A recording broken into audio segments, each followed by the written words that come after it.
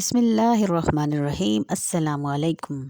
Dhaba style Lahori मटर मसाला लेकर आई हूँ आप लोगों के लिए सहरी स्पेशल में। एक दफ़ा आप इसे बनाएंगे ना तो कीमा, मटन और बीफ खाना भूल जाएंगी। तो इसे बनाने के लिए हाफ़ कप घी को गर्म करने के बाद इसमें डालेंगे 2 बड़े साइज़ की प्याज जिसको मैंने लचदार काट लिया था।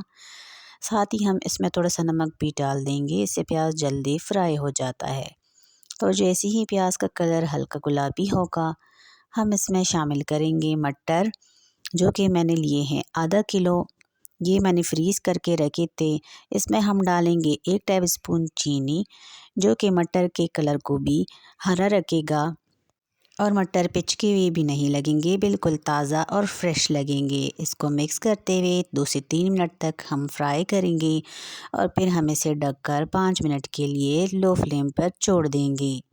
5 मिनट बाद इसका ढक्कन हटा के थोड़ा सा हम मिक्स करके 1 से 2 मिनट तक मज़ीद फ्राई कर लेंगे और फिर हम इसमें ऐड करेंगे मसाला नॉर्मल जो घर में सालन में यूज़ होता है।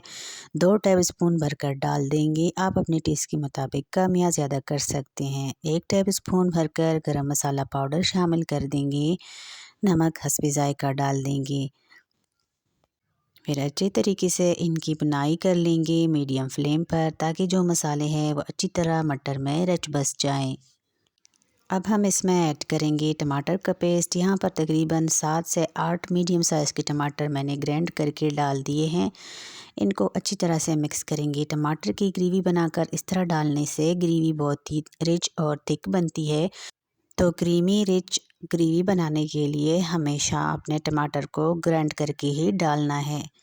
मिक्स करेंगे थोड़ी देर के लिए। इसमें थोड़ा सा ही हम पानी डालेंगे, तकरीबन 1/4 कप के बराबर।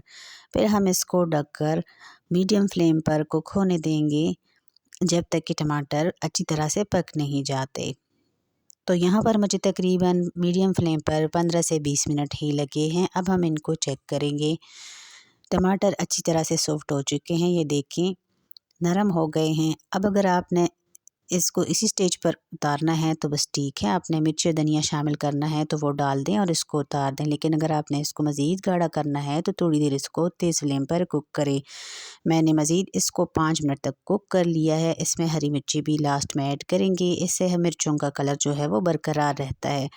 वीडियो अगर इसी स्टेज पर आपको ज़रा सी भी अच्छी लगी हो तो लाइक कर दें और साथ ही चैनल को भी सब्सक्राइब कर दें। फ्लेम को हम बंद कर देंगे। लाहौरी मटर मसाला ढाबा स्टाइल में बनकर तैयार है।